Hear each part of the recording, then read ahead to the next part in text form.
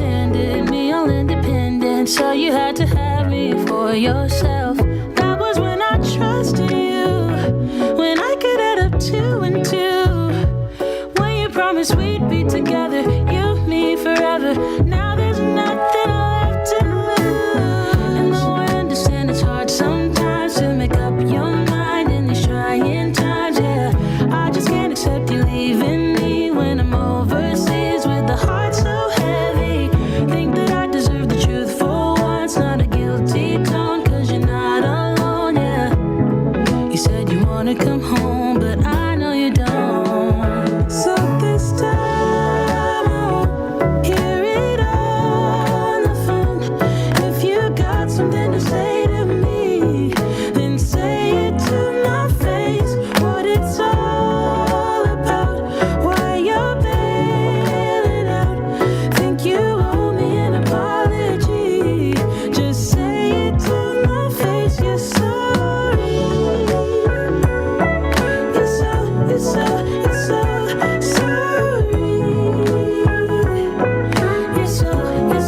You're so sorry.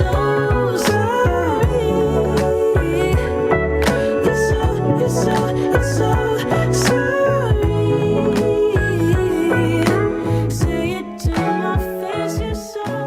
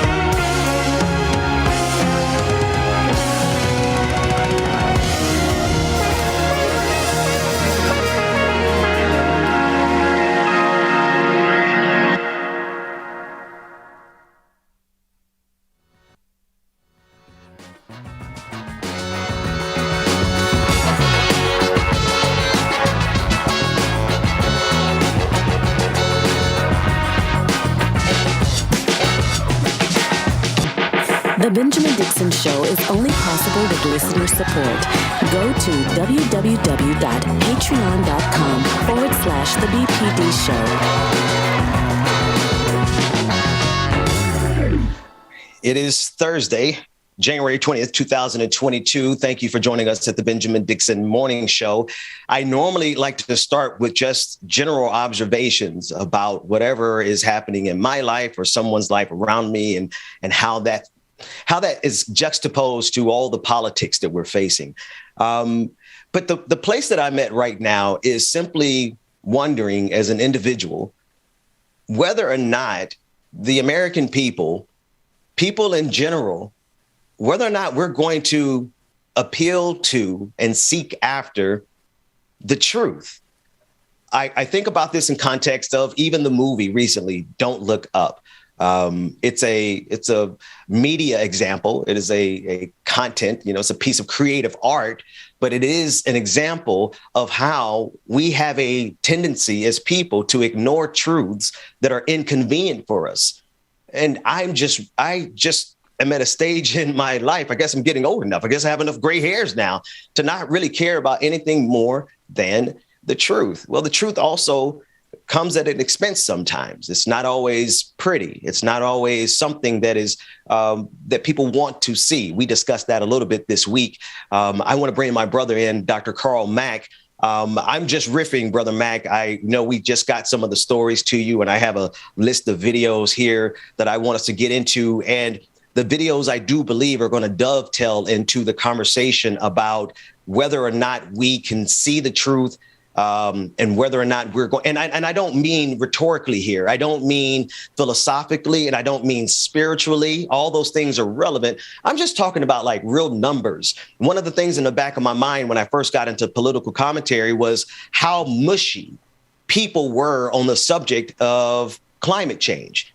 And I remember I was sitting on a panel one time and I said pretty boldly, Dr. Mack, I said climate change, there's an agreed consensus that climate change is being caused by human interaction, human activity, et cetera, whatever my riff was at that moment. And someone that I felt was a colleague in arms, someone I felt would appeal to the truth, kind of genuflected in that moment and said, well, you know, the jury's still out. And I'm like, wait a minute. Brother Mack, is there objective truth that we can look at? And maybe we need to take the term truth off of it, because maybe it's just raw numbers. Because at the end of the day, I don't care what people believe is true on some of these critical issues that we're facing today, COVID-19. The numbers tell us that we should behave in a certain way, but the reality of the people around us suggests that they simply don't want to recognize the truth when they hear it. I know that's a pretty big jump off in the morning, but I know you can handle that. This is nothing for you. Well, you know, good morning, Brother Ben. And a couple of quotes come to mind. First of all, when it comes to the data, the quote that comes to mind by the great poet laureate Jay-Z, men lie, women lie, numbers don't lie. That's right? It. And then the other one from a historical perspective is, it is a truism of history that people react on what they think has happened rather than what actually happened. And so I think those two quotes kind of sum up exactly what we're talking about. It's one thing if a person wants to stand on an opinion, and usually I try to stay away from subjectivity and I like to be objective, which is, I think, is exactly what you're talking about. And when you take a look at science, and the thing that is so incredible about the advances in technology is that it follows certain laws. And when something is a law, that means that no matter how many times you work that formula, you're always going to get that exact answer. And so a lot of the advances that we've had in society is based on scientific laws. And you get those laws through trial and error. And then ultimately, you have folks who come up, mathematicians who come up with a law. So in the case of something like COVID-19, you cannot dispute that the majority of people, the overwhelming majority of people who have died from COVID were people who either were not vaccinated or, in the case of being vaccinated, still had underlying conditions. Yeah. So those types of things, climate change, you know, especially when you speak to older people, or even if we harken back to our own childhood, you know, the types of weather patterns that we're seeing now, cannot just be explained away as just a general occurrence, especially when you take a look at, okay, what is it that protects the Earth? Well, there's a layer called the ozone layer. Then what helps deplete the ozone layer? Carbon monoxide. Okay, well, if carbon monoxide can deplete the ozone layer, and now we're taking fossil fuels and burning those fuels through cars and everything else that we use that creates this, and that's going up into the atmosphere, doesn't it stand to reason that that amount of carbon monoxide is going to deplete, thin out the ozone layer? And now we begin to see these climate change conditions. When you look at polar caps and they're melting at a tremendous rate, when man is becoming more and more active, thus creating more carbon monoxide. I mean, gee, Brother Ben, it just doesn't take a whole lot of education to kind of understand that explanation. Now, can you have glimpses throughout time where things hot, climate changes in certain regions? Yeah, I get that. But we're talking about an increased number of hurricanes. We're talking about an increased number of wildfires. We're talking about the depletion of polar caps. We're seeing things that are happening that could, for the most reasonable, can only be explained as this climate is, and as scientists are measuring the temperature of the earth and seeing this place warm up, this place we call Earth warm up. It just stands to reason. But, for those who won't, and I've always said, reason can't argue with stupid. Yeah. Yeah. No, at the end of the day, you especially when there's so many people who have a financially vested interest in ignoring the science. And here, not only ignoring the science, they have enough money to create their own alternative science. And this is how we see the operations of the Republican Party, the conservative movement, and then there are some Democrats, but I'll get to them later on in this show. But Ben, let me just interject one thing, and I want you to keep that thought. So when you say people that have enough money, sometimes people just want to overlook that and say, oh, there they go blaming the wealthy again. Well, let us give you just two examples of that. How long do you think Philip Morris knew that tobacco caused cancer, smoking caused lung cancer? And they fought vehemently because they had the money to do that. Take a look at the oil industry. The oil industry knows that fossil fuel is putting out the carbon monoxide, but they know that is their bread and butter. So they are going to fight the coal industry. They're going to fight with all due diligence to say, forget the technology that we know will do better to help save this planet. But for right now, that lines our pockets. So those are just two examples. But Ben, go ahead. I think those are that's actually thank you for that interjection, because that actually pushes me a little bit further in the conversation. Because then now you see they have enough money to sponsor their own quote unquote science. And so while there may not be a 100% consensus, we actually have to look at the motivation of that 3% of scientists who ignore or find some loose justification to ignore the things that we need to change to save this planet. And I know I'm building that out kind of big and broad. I know that's kind of a large concept for a lot of people to handle. Maybe, I hope not. But I need people to understand that so long as our, I don't want to call them the competition. I don't want to call them competition. Our rivals, our political rivals, those who oppose justice. There it is. So long as those who oppose justice have a thread, Brother Mac, to cling to support their ideology, which is built on lies. So long as they have one study, it doesn't matter if every other scientist on the face of the planet is saying that men are causing climate change and we have to do something about it. No, it doesn't matter. So long as they have one study. And of course, there are institutions, there are companies with bank accounts large enough to create those studies. This is a practice that has been happening through corporate America since long before I was born. But we see it right now with the examples that you gave, Brother Matt. And Ben, let me interject another example of exactly what you're talking about so that people can understand this. Let's say that you have a case of police misconduct. How many times have we seen when Eric Garner was killed, when Tamir Rice was killed? Now the media brings on, the right-wing media will bring on their so-called police experts to justify why that cop did what you and I know a person of reason, a person who is there for service, a person who values lives would not have acted in that situation. But then they bring their experts on. As you say, you got these big foundations who can create these studies in the face of anything and everything that makes sense to the majority of us, and now bring it on. Another example, January 6th. That's it. Even though Trump -45 talked about election being stolen, mishandling of ballots. Even in Republican states where you had Republican state attorney generals, when they said, look, we've taken a look, Georgia, your state. Let's just talk about, and again, for people who may not think that what you are saying, Brother Dixon, they can't quite follow it. When he's talking about people who can create a study in the face of what everybody else has said, the state of Georgia in the last national election is a prime example. So Ben, who controls the election process in the state of Georgia? The Secretary of State. Republican or Democrat? I can't pronounce that, man. It's like Roethlisberger, okay. Whatever his last name is. Yeah. Republican or Democrat? Republican.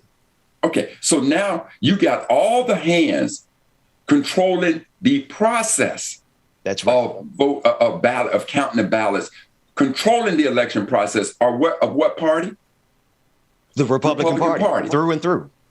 But yet, -45 and the Republicans want to start painting this picture that the election process was stolen. Now, they were talking about counting the ballots in Arizona. And remember, they found their expert to go down who says he's got this foolproof way of counting the ballots. He got paid a crap load of money. But what was his final findings about the ballots in the state in Arizona? And I think it was one particular county, Ben. I cannot recall the county. But the last I know is that there is not one shred of evidence where they have shown an overwhelming number of ballots being mishandled that would have caused -45 to lose the election. But even though they brought in their experts and painted this, as Dr. King said yesterday, the purpose of education is to stop man from the morass of propaganda. So because these people muddied up the water and tried to make a very simple situation complex, and they used propaganda, and now begin to push that out to the masses where they fed that. And that's what led to this day that we've come to be known throughout history as Insurrection Day, January 6th. That's it. And I think now I've taken the long way around, and you and I have taken the long way around to give kind of the definition, or at least the insidiousness and the seriousness of the big lie. Right? Yes. Because the big lie is that one single thread of absurdity that is given to all of the Make America Great Again MAGAs, that all they need is for their leader, Donald Trump, to just say it. All the evidence be damned. So long as Trump says it, his followers will follow him all the way up the steps on Insurrection Day. Brother Mac, the problem is that the big lie transcends just politics, right? Yeah. And we see it now. We see it infecting COVID-19, so to speak, no pun intended, right? Where now the absurdity is right in front of us. Mm-hmm. I cannot take for the life of me, I cannot understand how people can look at all of the death around us and still be out here with all of the gains as it pertains to getting the vaccine, social distancing, putting a mask on your funky COVID face. I mean, and then there's a correlation, Brother Mac, and I'm going to give it to you because there's a correlation between the political party and their approach to COVID-19. There's a correlation between how many people are dying and your political affiliation. There's a statistically significant difference in the number of Republicans who are dying from COVID-19. Isn't that an absurd notion that your politics leads you to death? Well, Ben, again, the beautiful thing I like is when Dr. King said that the purpose of education is to save man from the morass of propaganda. Now, I know that could be a lot. So I literally looked up the definition of propaganda. And here's the definition of propaganda. Is information, especially of a biased or misleading nature, used to promote or publicize a particular political cause or point of view. And that's exactly what you just talking about. You taking something that can deal with life or death and you politicize it. Now, in the case of President Biden wants to mandate vaccinations, at least for government officials. And I don't know how far else it goes. But now for the Supreme Court to come in and say, no, somewhere you're trampling on people's rights. Well, fam, if this pandemic gets so far out of control, we're not going to have the least thing we're going to have to worry about is people's rights because everybody's dead. Now, come on, man. That may seem absurd to many, but that's what takes us back to the movie that we were talking about earlier, Don't Look Up. See, Here comes an asteroid, something that is detrimental to civilization itself. And I don't want to paint the picture as though it is that big of doom and gloom, but the possibility exists. Now, who would have ever thought in our lifetime, Ben, that we would have saw a virus come out like this and take over 900,000 American lives in a year? Come on. That's what we've seen. The absurdity. So now the Supreme Court, instead of saying, look, I understand people's rights, but we're dealing with a force of nature unlike anything many of us have seen in our lifetime. And these extenuating circumstances, this extenuating virus requires some extenuating actions. Now, they could have made it temporary. They could have given executive powers there to be reviewed. It could have done anything, but to all of a sudden say, no, it's okay. You can't infringe on people's rights here. Well, we've been doing that the whole time. You telling me I need a license to drive. You telling me that I needed a vaccination when I was a child to go to school. There were times when you called that out. And now it has become so politicized that we are willing to risk lives over power. And the thing that is amazing, Ben, is that the people that they're able to lead down these paths, they don't give a damn about them. All they care about is playing to a base, getting them stirred up, and staying in power. And the thing that makes it so relevant, so easy on this other side is when you have this belief in racism somewhere inside of you that you believe that you're better than, greater than, it is easy for you to push that. It is easy for you to push agendas like that. Yeah.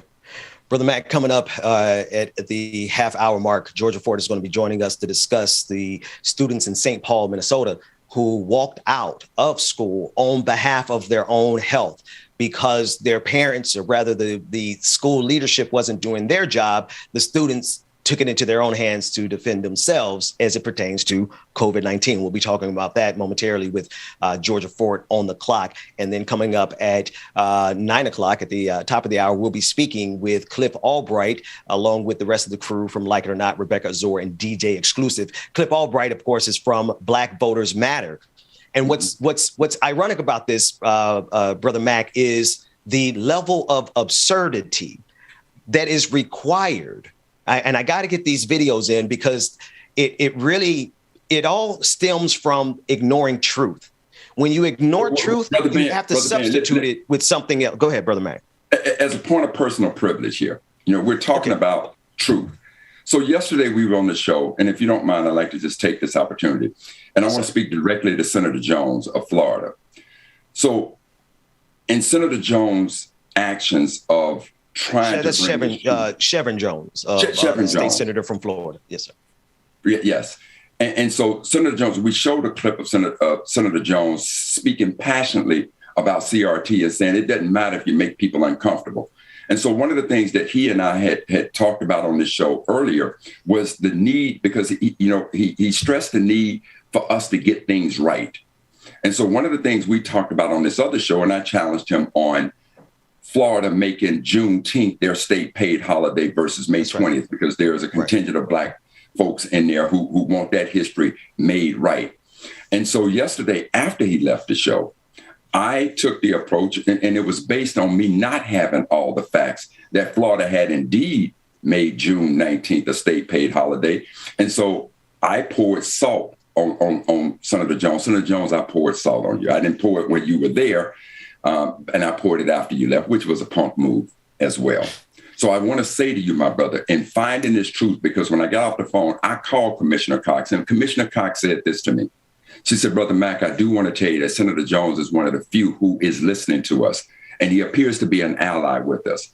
And so, Senator Jones, I want to humbly say, in finding that truth, I want to apologize for any salt that I poured onto you. You appear to be a very stand-up brother in trying to make this truth right. You appear to be very consistent in not only in saying to white folks to get our history right, but in you as a Black man getting our history right. And I should have had all of those facts before I poured that salt, regardless if it was a grain of salt or a bucket of salt. I shouldn't have poured salt like that. And I want to say to you, my brother, in seeking that truth yesterday, because it sat on my conscience, not only did it sit on my conscience, but Your very good friend, Ben Dixon, challenged me to the nth degree about it. And he was very right. And I found that truth. And I want to say to you, I'm very sorry. I apologize. And I thank you so much for what you are trying to do in bringing our truth to fruition. Thank you, Ben. What? You're going to make me pay a fine here. Damn, Brother Mac. That's why I rock with you, man. Not everybody can do that. And not everyone can do it on such a big, large platform. But honestly, the reason I knew I could pitch that question to you at the top of the show, and I knew that we had not even touched this subject at all, was because I know one thing about you is that you follow the truth even when it's inconvenient. You follow the truth even when it's inconvenient. And I think that was a great example of that. So bless you, brother. We appreciate that. It's called doing the right thing, Ben. It's called doing the right thing. Yes, sir. Yes, sir. Much respect. Much respect. Now, let's look at some people doing the wrong thing with the last 8 minutes that we have here. I want to take a look at the absurdity. I want to dovetail at least one of these clips, David. And if you want to tell us which one is the best example of the absurdity that is required. Once you start ignoring the truth, once you start going down the road of ignoring data, and start appealing to whatever you want to become your justification, you kind of get a little bit absurd. You really get out on the ledge of stupidity to the point of, like, Brother Mac, they're dying. That's one thing. Yeah, but some of these people are going to the point of their own sense. I just can't even describe it. Dwayne, whatever clip David says play. I'd play the first two. All three are ridiculous. let's run through them. I don't even have to give a lot of commentary. This is how absurd you get when you start ignoring actual tangible data and facts. Let's run it. And they're sneaking around like this, hunting your arm. Oh yeah, thinking they're going, oh yeah, we've got this for your own good. No, stick it in ours, but we'll put it in yours. No.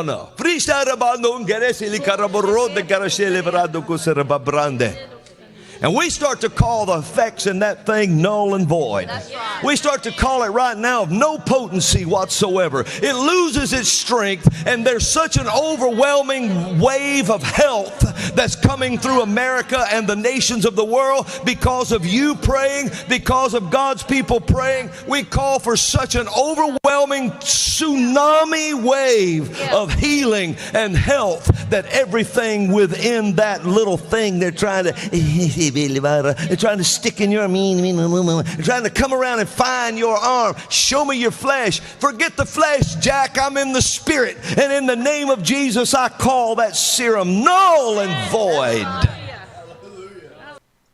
Brother Mac, I want to get through as many as we can. We have about 6 minutes here. That is Robin Bullock, a self-proclaimed prophet. He's talking about the vaccine. I don't know if everyone put it together. His name is not important. What is important is that this man is platformed, and he's not by himself. There is a message going out that is anti-science, that is getting millions of people killed across this globe, hundreds of thousands in this country. And in our churches, you have this level of absurdity being preached against the vaccine to the point of this ridiculousness. It is a dangerous threat, but I also see it as a natural extension of what happens when you start ignoring the truth in the beginning.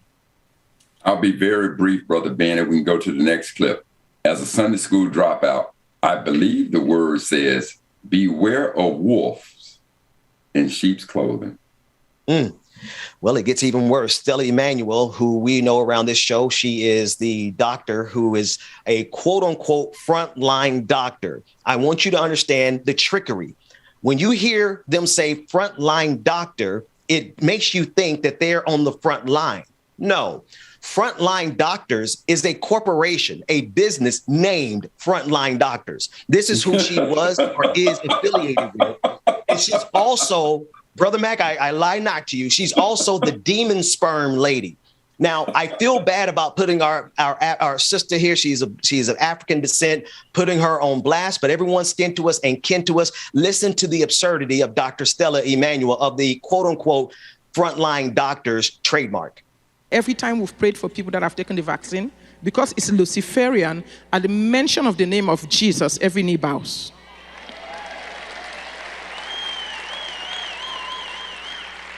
We have been able to cast this thing out of people. Each time we pray for people that have taken the vax, there's a reaction, a needle poke, the hand starts shaking, and we cast this stuff out of people. If it is the devil, it got to come out at the mention of the name of Jesus. So the important thing is to repent. When you repent and you say you're sorry, God is able to forgive you, cleanse you, and regenerate you.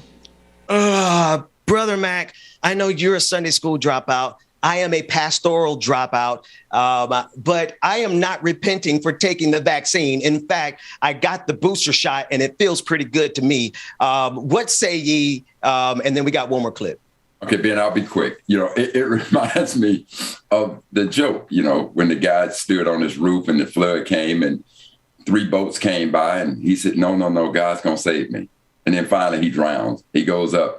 Says, God, I thought you was going to save me. And God said, look, man, I sent 3 boats for you. Right. So I sent 3 shots. In this case, the vaccine came. Let's say it all of that worked through God, that God sent the vaccine to help preserve man. And man decided, I'm not going to take it. So when that sister goes to heaven and she says, God, I was a faithful servant. I prayed to you that you would handle this. He says, sister, I did. I gave you a vaccine. You refused to take it. Yeah, no. And so when you ignore, this is all to me an extension of ignoring tangible data. Like I have I just want to put this out here because I got my start obviously in faith and religion, and I got my start in politics with the book, God Is Not a Republican. So this is kind of my wheelhouse, right? And there's a lot of people who are new to the show who don't really understand, like, that's my briar patch. Please throw me in there. But as it regards to this conversation, this is the threat that we are facing, because when you ignore science, I have no requirement to reject science for my own personal faith. That's a whole different conversation. But when you ignore it, you end up on the pursuit of the absurd, the conspiracy theory, the ridiculous. You take your faith to a place where now, you are dying. They are dying. These conservative radio hosts, like, there are so many job openings because of how many Republicans are dying because of this pandemic. And yet, Brother Mac, they're still ignoring it, and they're doubling down with the conspiracies. Take a listen to this QAnon conspiracy theorist, Scott McKay. He's also known as the Patriot Street Fighter, declaring war not on Democrats, not on Black Lives Matter, but the absurdity has gone here. He's declaring war on healthcare workers. Take a listen in. My next target, knowingly or unknowingly on their behalf, any of these doctors or nurses around the country that are involved in the murder of our people, they're going to be spotlighted. As you know, I'm dragging them out in the open. We're going to spotlight them, show them to the whole world. I'm going to be named them by names. If you have the courage to kill our people, you better have the courage to stand in the direct crosshairs of Patriot Street Fighter, because this is now going to happen.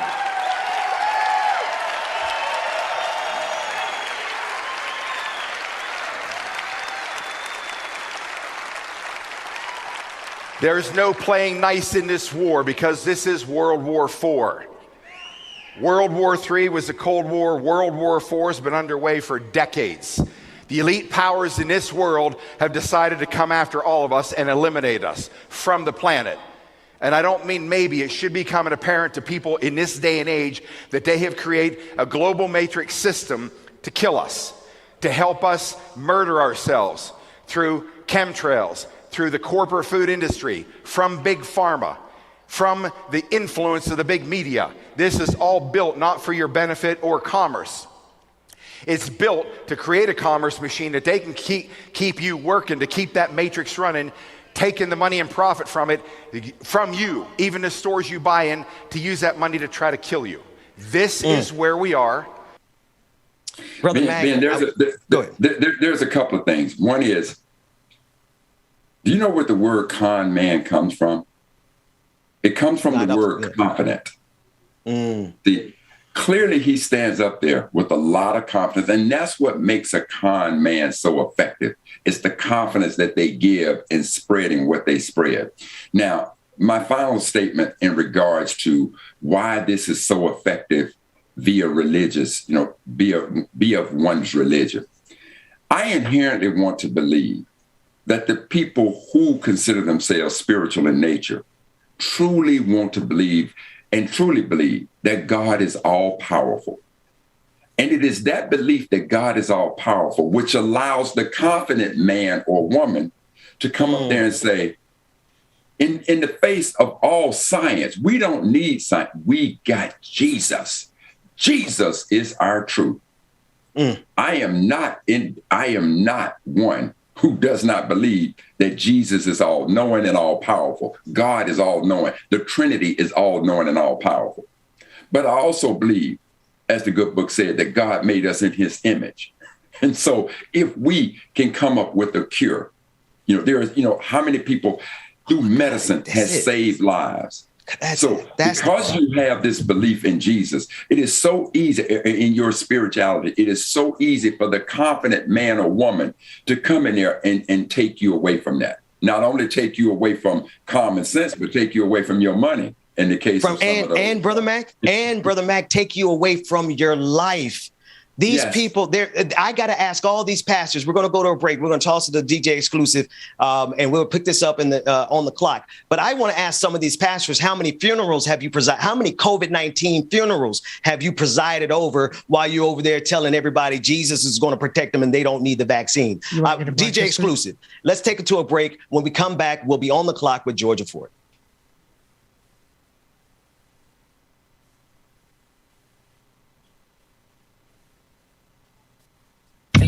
Enemy. All these neck just wanna be a mini me. All these neck just wanna be a mini me. All these neck just wanna be a mini me.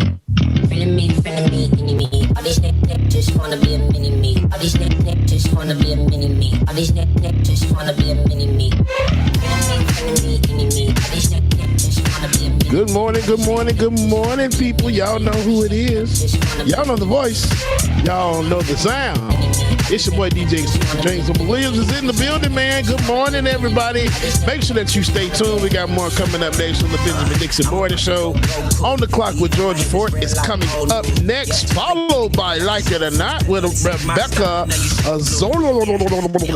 Good morning, Rebecca. Good morning, everybody. Y'all stay tuned. Good morning. Trying to get it worldwide, global. Looking like a show. You be killing this is Skrilla, the whole man killer.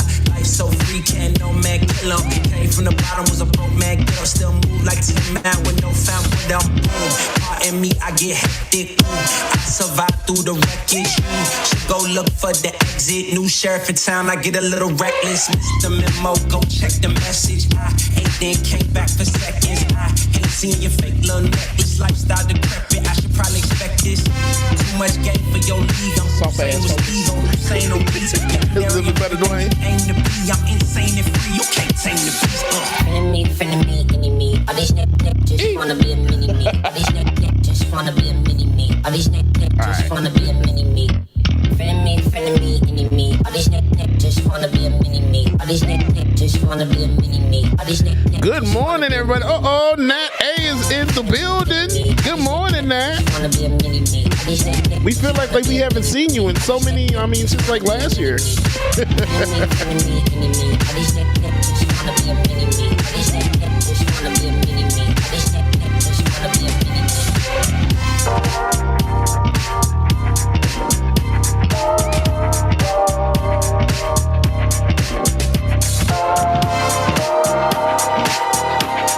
Courtney, the SLP, Juanita. Good morning, y'all. Brother Chuck Diesel. Tiger, what's going on? I'm a little bit naughty. Good morning, everybody. But every part of my body is telling me to run away from you. Come a little bit closer. Yeah. See, for real, good morning to you. Yeah. You're a little bit crazy. Oh man, David, paper party tomorrow night, right? Paper party tomorrow? He comes around, better knock that stuff down. Come a little bit Flip City Socialist, good morning. Yeah. That's right, y'all. Paper party is tomorrow, 9 p.m. Y'all know time. So all my ladies who got a brother that doesn't treat them right, put your finger right in his face and tell that man bye-bye. I'm too fly. Bye-bye. Bye-bye. you're a little bit selfish. You get mad every time you lose. You can't take me with you. I'm scared you're gonna blow your fuse. Lily, good morning to you. Laura Strada. Latif, what's going on, brother? Lily, good morning. Latif, don't forget to add me on the Oculus. My mind, there's someone waiting on me. You're just wasting good morning, Mama and Daddy. Because you're scared and Marjorie, good morning to you.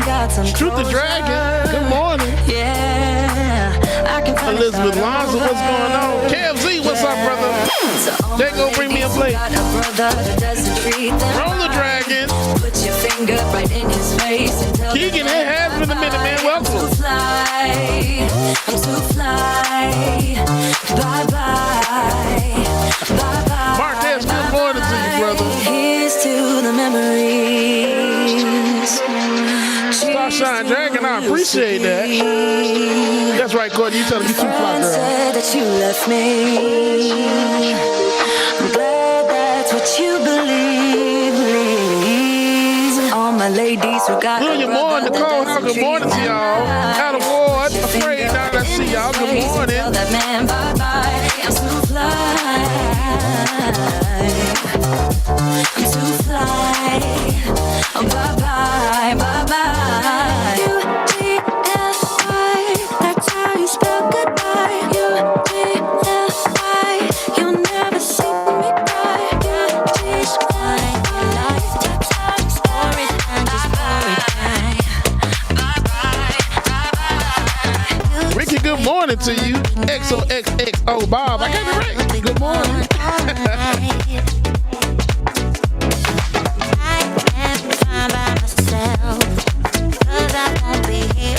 Brenda, good morning, Brenda. You don't know what you got. You don't know until it's gone. Tony Da Vinci, it needs to be real soon. I'd like to get my travel on song this year. They hurt. I stay high when bullets fly. Out of reach, won't be coming down. Throw some cheese on them grits.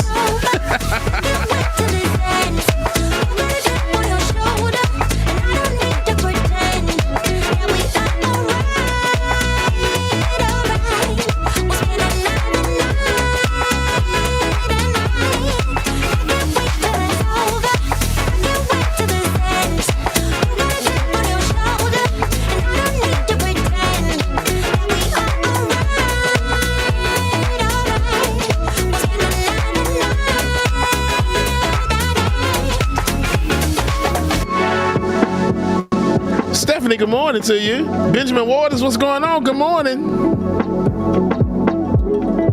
I just wanna get lost. It's the only thing I wanna do.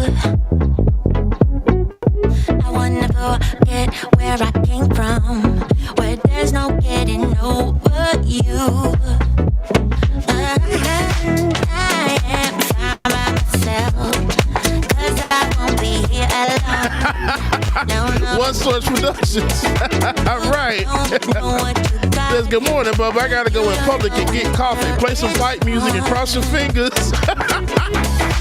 You don't know what Go with the glory, my friend. Go with the glory. like bullets now. Sometimes they hurt. T2001, what's going on? Good morning. When bullets fly out of reach. Existential Dread is a Coke morning here. We're Coca-Cola family over here on this side. And I can't lie to you, I like Pepsi too. Don't tell nobody, don't tell nobody.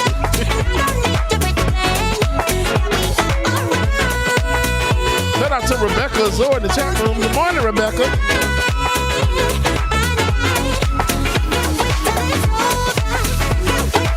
All right, y'all, I think I have filibustered long enough.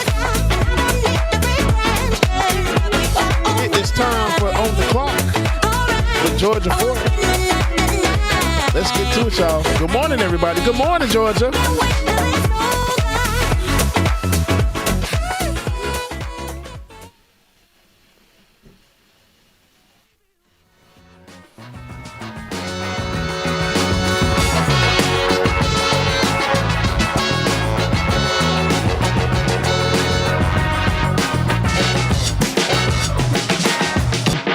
The Benjamin Dixon Show is only possible with listener support. Go to www.patreon.com/The BPD Show. Welcome back, everybody, to the Benjamin Dixon Morning Show. When you need someone to cover a story accurately, when you need someone who understands how to seize the narrative, when you need someone who's going to be on the streets when action is happening, you need Georgia Ford. We're on the clock with my sister, Georgia Ford.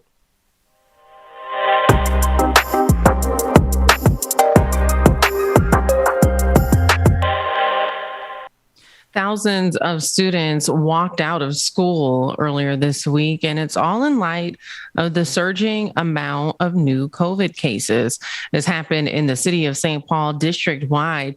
High school students and even some middle school students walked out around the lunch hour demanding administration and the school board do something about it. What they're asking is that they switch to virtual learning immediately.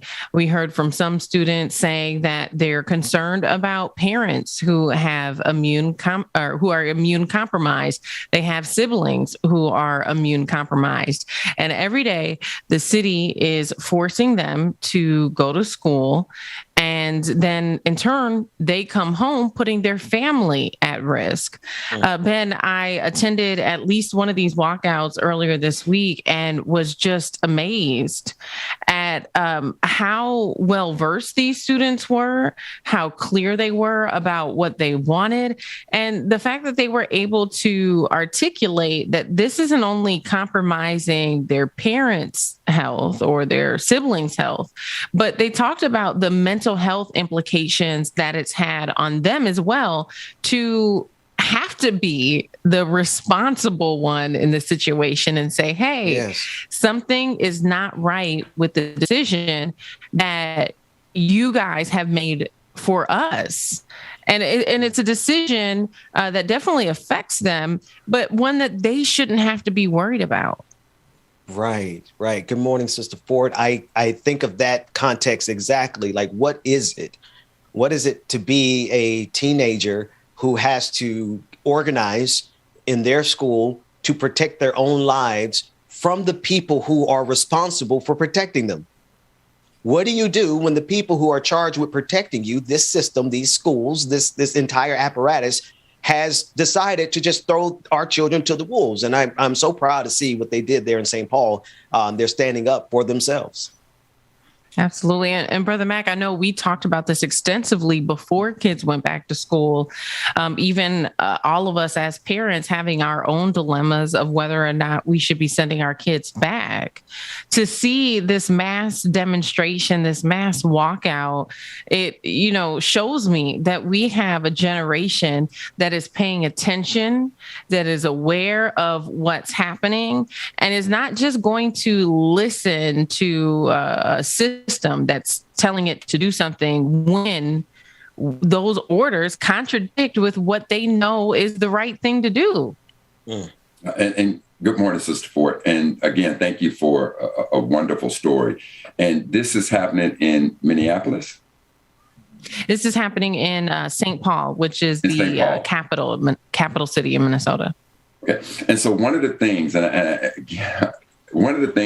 I loved about the footage is that, I'll be very frank with you, is that when we first started talking about the story, I'm thinking that when we show the video footage, we're going to show all these white kids, right? And instead, that video footage showed African-American children making a decision that says, look, we're not going to let you politicize this situation, because, again, for all the reasons that they want to protest and say, let's move back to in-home learning, all of those reasons. And as you say, when you go out and talk to them, so well-versed.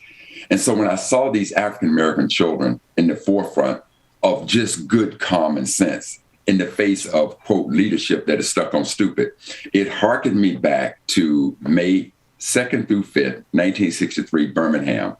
there was an event called the Children's Crusade, and most of us remember Birmingham and what happened with Dr. King, but it was the children who rallied together and brought that city to a halt and led the fight in civil rights. And so that's very much what this is reminiscent of. But not only is it happening in St. Paul, it's happening in Boston, it's happening in Chicago, it's happening in cities across this country, that children are showing far more sense and far more concern for humanity than these so-called political leaders who are purely trying to politicize this situation. Yeah, I mean, these students, they talked about their concern even for their teachers, bus drivers, the fact that some of their favorite educators have had to be out either for themselves or for their own children.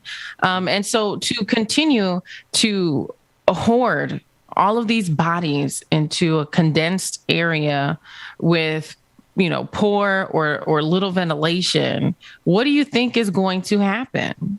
Absolutely. I mean, you're talking about thousands, in some school, thousands of kids in a building.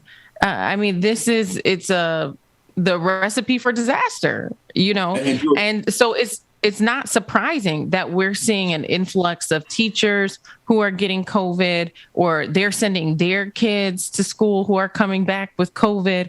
Bus drivers are out. I mean, if you don't have the bare essentials to run a school, then why are you trying to run a school? That's right. If you know, and so I think what the determination ended up being is like 25% of teachers being out or 25% of staff being out, then they'll switch over to virtual learning. But by that point, if 25% of your teachers is out, think about what that means. That means then a quarter of your student body has been exposed to COVID. Right. Why would you know, we're being reactionary. We're saying, oh, if there's an outbreak and a large enough amount of people get sick, then we'll go to virtual learning. Why wouldn't you prevent 25% of your student body and your staff from getting it? And Georgia, the other thing that I think we need to remember too is, in the case of Omicron being far more contagious than the other variants, the mask that most of us have been wearing, from what I understand, is not as protective against Omicron as the others. That's number one. Number two, I never leave. I rarely, if ever, leave my compound. I rarely, if ever, leave it. I got to admit to you both, to all of us that are listening, I am most afraid that I would contract COVID because of my son going to school and now coming back. And again, the last I talked with him when we had the discussion on this, is he talked about the overwhelming number of students who are out of class because of COVID. So for me right now, I will tell you that I'm most fearful of getting COVID from my son. And not that he's not social distancing, not that he's not wearing his mask, but because he's in that environment that you so aptly described, Georgia. That's right. And Sister Ford, I mean, and so that dovetails right back to what you were saying in terms of the mental health of the students themselves, because what does that do? Like, these kids understand what's going on. They pay attention. They have access to information. They understand how to source. We're talking about a generation that grew up with the internet. Right. Yes. And so these are kids who have now been taught you have to source your information. They understand how to do proper research. That is my hope. And I believe that that's a good assertion. That's how they find out what they need to know for themselves. And this is how we have to respect these kids' decisions, because they understand the risk that they are putting their families under. And can you imagine the emotional stress that they go through feeling responsible for bringing a virus to their parents? And Ben, that's the point that I wanted to make, is just try to imagine that a child is responsible for bringing that virus home and it leads to something catastrophic. Just try to imagine what that child now has to live with for the rest of their lives. For the rest of their lives. Absolutely. Yeah. Yeah. Well, they also demanded those N95 masks. Clearly, we know with a large number of students being on reduced lunch, some families can't afford those masks. And so they go in there with, a cloth mask that hopefully they're washing every day.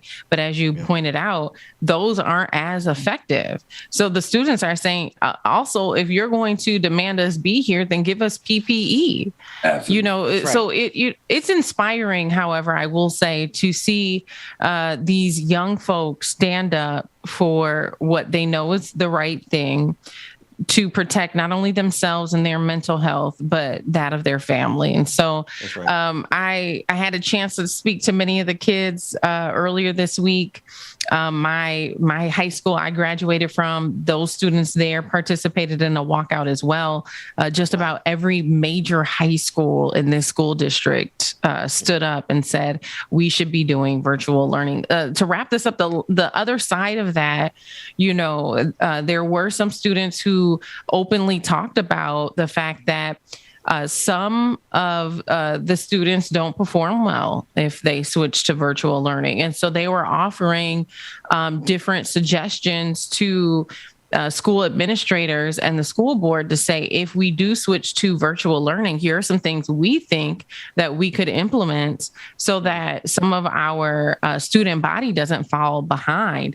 And so I think the thing I was most impressed about was that they had this well-rounded presentation and list of demands, that they were being very thoughtful and they thought about the good and the bad of every decision that they were proposing.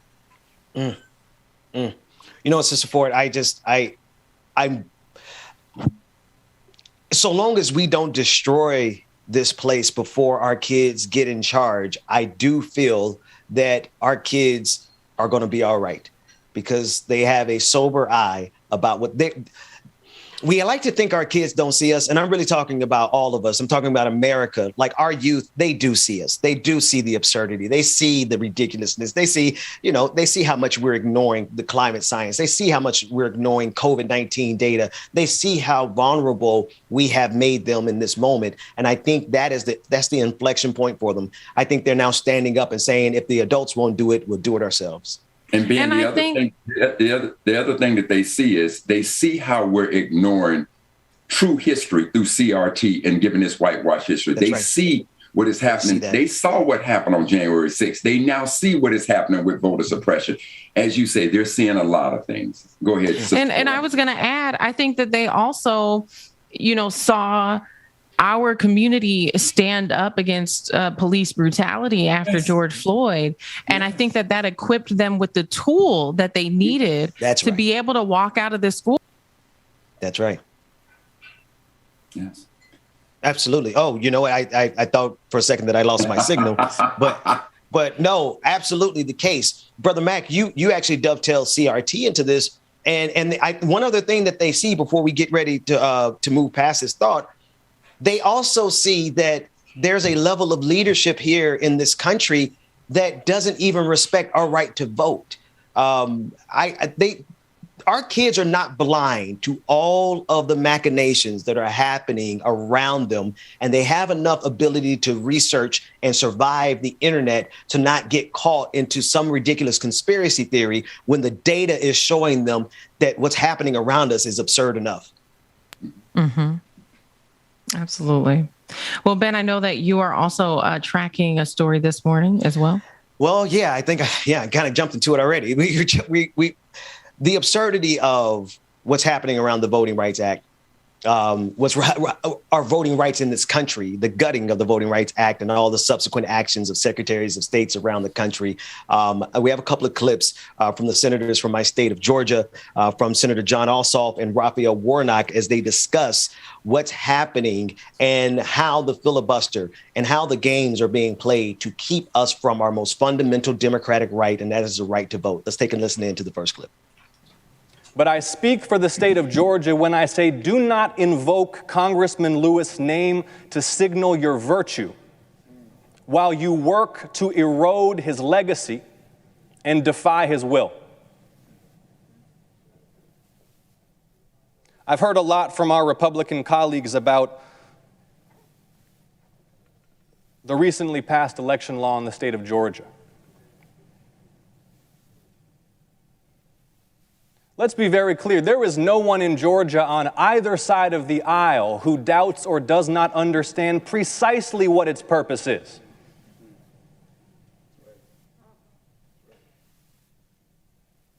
Forbidding voter registration for runoff elections.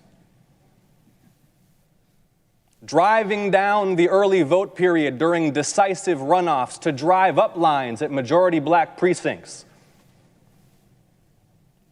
As he used to say, John Lewis didn't give a little blood on that bridge that day so that black Georgians would have to wait 8 times longer to vote than white Georgians. And that's the game that's afoot. It is not the same exact precise game. It is, they're going to make it extremely difficult, or they're going to purge you, or they're going to whatever machinations they have set into play across this country, particularly in Georgia, they are headlong into it. And the problem is, as we saw last night, the Senate is incapable of protecting these rights because they refuse to do anything with the filibuster, and because the Republican Party is voting as a bloc completely against the John Lewis Voting Act. Our ability, I don't even want to put a name on it. They are voting against our fundamental right to vote.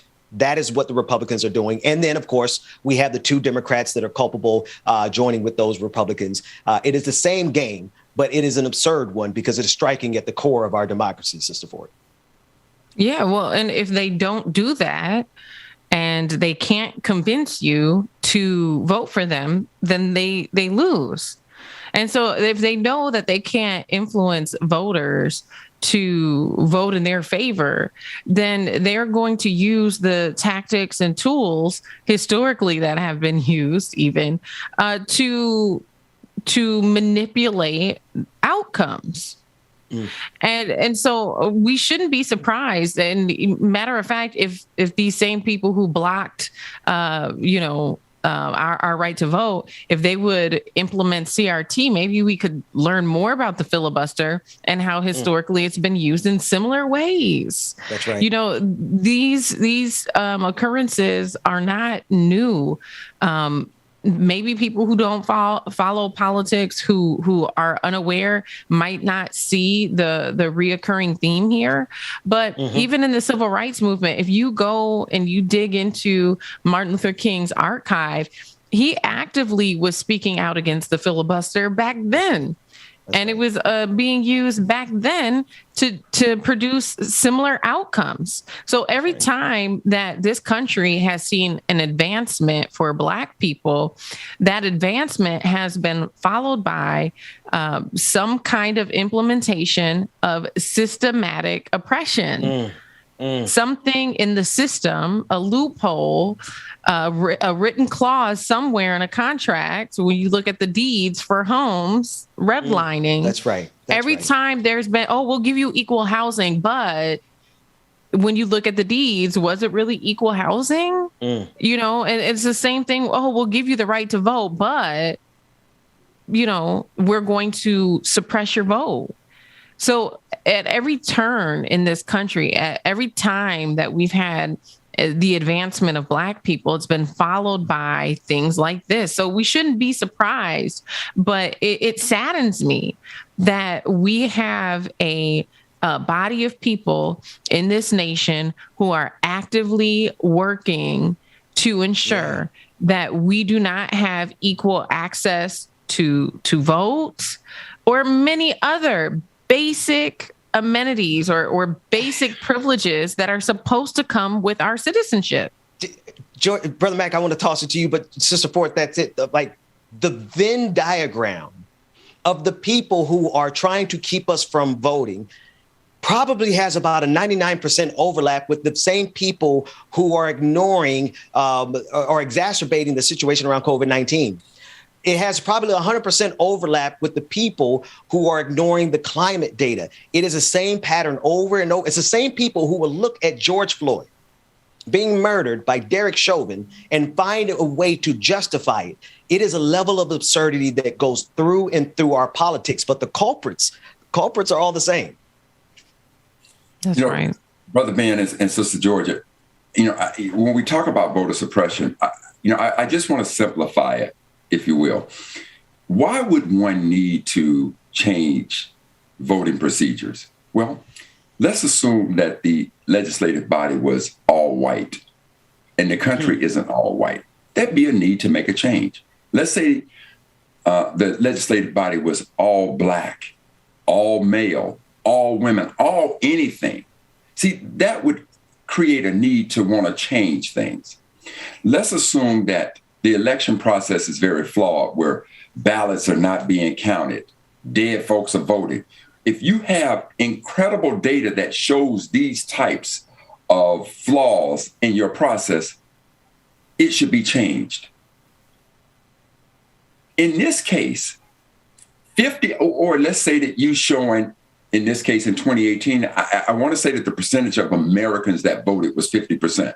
So being to your point that this is our most fundamental American right, is that of voting, you would think that the legislative process would want to try to encourage as many people to vote as possible and to have the most diverse representation in the halls of the policy-making positions in this country that represents your community. Of course, if you are in an all-black community, it doesn't make sense that all of a sudden this white man has got to be the one that's making policy for us. He doesn't live in our community. He ain't one of us. He don't understand us.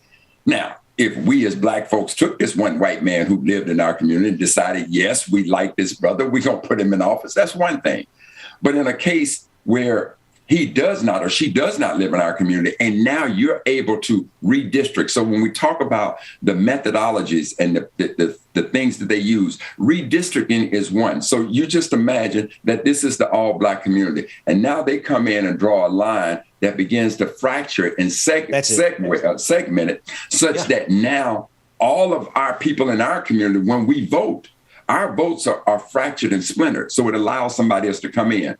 So these are the types of policy. In my mother's day and time, I ran away because I wanted to go get a poll tax card. I wanted to go get my mother's poll tax card. And in 1965, my mother paid $2 to vote. I have her poll tax card. Trust and believe. If only 50% of Americans are voting today, and if you charge a quarter, that number is going to drop dramatically. So these are the type of tactics that they're using. And I love what the representative said. He said, look, first of all, let's not kid anybody. Everybody on both sides of the aisle know exactly why we are doing this. Because when that state of Georgia flipped from red to blue, they began to understand exactly, Sister Ford, as you stated, what Dr. King talked about in regards to the power of this vote. Mm-hmm. And now they need to do whatever they can in their power to make sure that they minimize it. That is the only rationale behind it. That's right. But in the case of the concept of democracy, these folks are at their very best, quintessentially hypocritical. Yeah. Yeah. Sister Ford, we have two other clips of the Senator Raphael Warnock from Georgia, but we're going to go to a break. We're going to be joined by Cliff Albright of Black Voters Matter. This conversation, we need to expand it because this is a clear and present threat to our democracy. And so we have a lot more to discuss about this, but we're going to discuss it on the other side of the break. Sister Ford.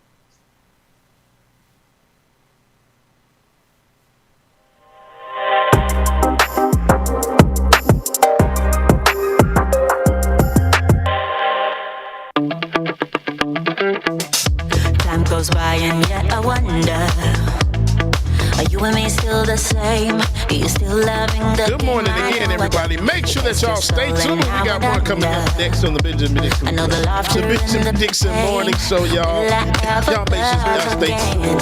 I don't know, but I can't take it anymore. All right, I'm good to go. All right, make sure that y'all stay tuned. We got more coming up next on the Benjamin Dixon Morning Show. Not is coming up next. We'll go back to Azor, and we'll be joined by Cliff Albright this week, y'all. Good morning, everybody. And I repeat it in my head. Set your mind free. Set your mind free. No one knows what I've been through, but this is the end of me and you. Set your mind free.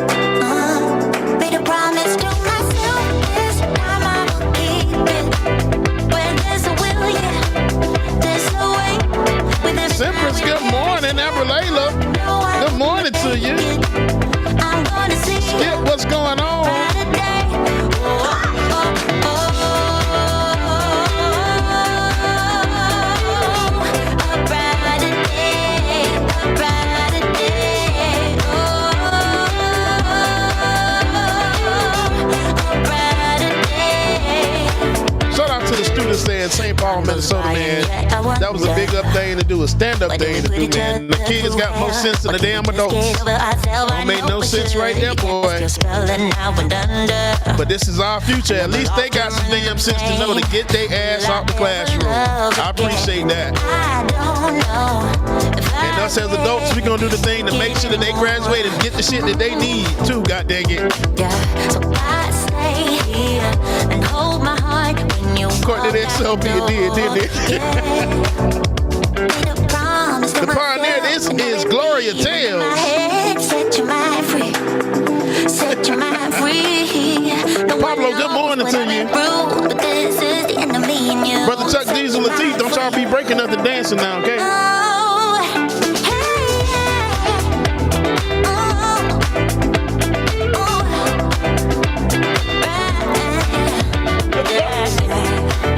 I just read the most funniest crap in the chat room from somebody named Bruce B.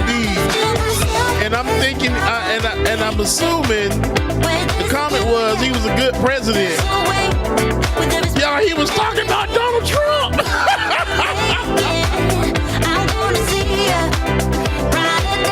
Woo, Bruce B. This is not the place, brother. You better get the hell on somewhere. But that was freaking hilarious, though. I needed that laugh. Shout out to Bruce B.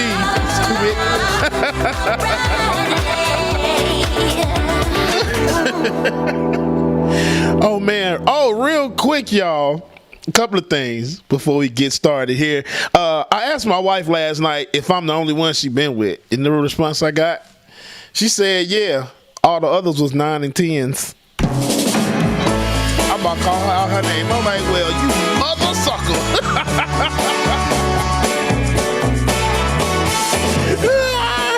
Damn it, I know I'm a 9. A strong 8 at least. Damn. Everybody can't be Dr. Mac out here. Damn, okay? But I'm breaking my habit 'cause you turn me on. Y'all make sure that y'all stay tuned, man. We got more coming up. Trying to let you know. Y'all, if y'all can hear Dr. Mac in the background is dying back here.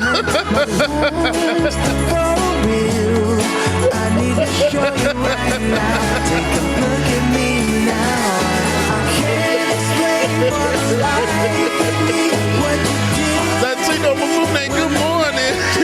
Set me free, you believe in me. Now you're here with me, and we're walking on cloud now. I'm wide awake, and the step that I take is to celebrate when my heart is discovered. Set me free, you believe in me. Now you're here with me, and we're Okay, Brittany, I see you, Brittany. You better say Bubba's a 10. Bubba is a 10. Hey, a 10. Bubba is a 10. Hey, a 10.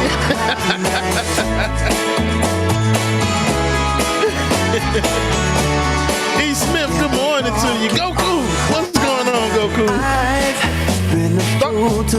Starshine. Yeah, I'm a 11. Y'all can't tell me nothing now, boy. I'm all the big ass head. So long to come to me. Maybe you were waiting for me to. Dr. Matt said I'm 10, goddamn it, that's it. Some kind of wonderful, some kind of magical woman. My love's for real. I need to show you right now. I can't stand y'all. Man, I love my brothers, but that's all I say. I love my brothers. Shout out to Truth the Dragon. Truth the Dragon said Trump was really good at drinking water with 2 hands. Yes, Truth the Dragon, that's what he was good at.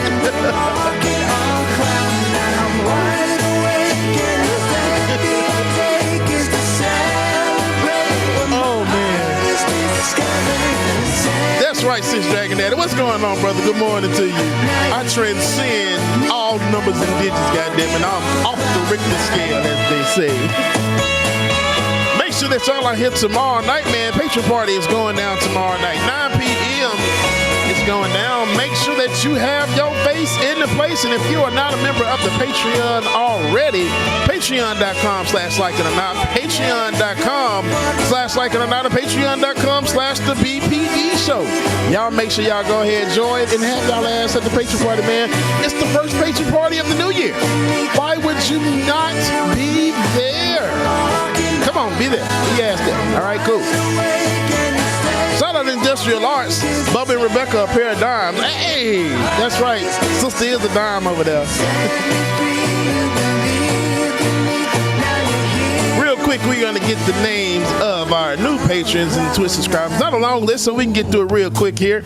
Chicken Fried Dragon. Shout out to Chicken Fried Dragon. My sister put their pledge on Patreon, and she's on Twitch and Patreon. I appreciate Chicken Fried Dragon. Y'all leave Chicken Fried Dragon alone. That's my girl. Aria that's the name. Aria subscribe. Welcome to Aria Agnostic Sister resubscribed, and they've been subscribed for 4 months. Agnostic Sister also gifted us subscriptions to Neo Death 07 and Tiger Katsune.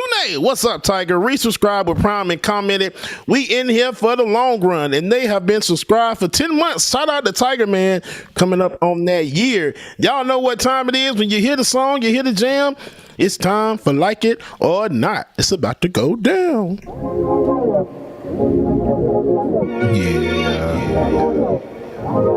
Y'all know what time it is. Good morning, y'all. D Sobers, good morning to you. D Sobers. Oh, hippie. It's time for Like It or Not, y'all. 9 a.m. to 10:30, yeah. Like It or Not is on your channel, yeah. Politics and culture is we change skin like we're supposed to, yeah. Interviews and all the news we. Ricky, good morning to you. Stephanie, Like It or Not, Miss Sophia. You thought I ain't see you? Good morning, Miss Sophia. Like it or not, it's going down. Like it or not, y'all stick around. Oh, Rebecca's on. It's coming through. You know she got a good story. Jimmy, my mama, good morning. You, oh, B-Day, good morning to you. That's my dog. This is his show. He's a politics pro. I am your DJ. Sunny Wright, good morning to you. Exclusive. Y'all know. Courtney over here doing flips and cartwheels in the chat room. Shout out, Courtney. I see you. I stay dropping them jams. Like it or not, it's going down. Like it or not. That's when you know you feel it. You put your head down and close your eyes. Stick around. Oh, like it or not, it's starting now. Like it or not. Not Eddie Levert.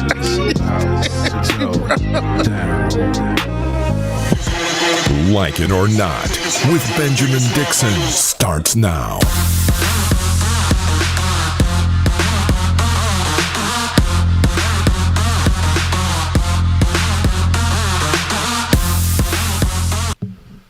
Good morning, good morning, good morning, people. Good morning and welcome to Like It or Not, where we're free to tell the truth. Not care who doesn't like it.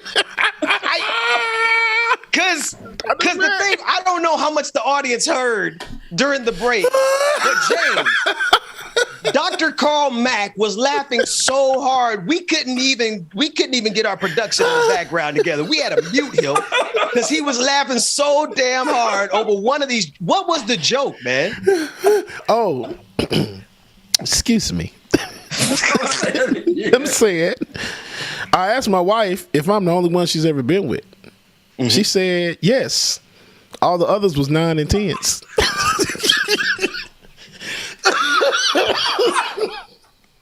I'm afraid I don't get it. I'm sorry. Get it. It went over my head. Dr. Mack. Maybe I had the wrong strain this morning. Listen. We'll get the joke. We'll get the joke later. Listen. We got to take care of some serious stuff here. Our brother Cliff Albright from Black Voters Matter. He's a friend of the show. He's on the front line of this.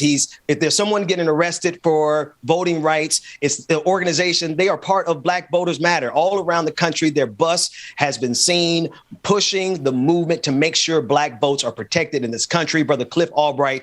I know we have some serious stuff to take care of, but and please forgive us for bringing you in also during the shenanigans. How are you this morning, brother? It's all right, man. You know, nowadays we need some shenanigans every now and then. Exactly. Yeah. Because you know what's funny is, you know, my mother watches the show every now and then, and she texted me and she said, "You guys are doing a whole lot of laughing."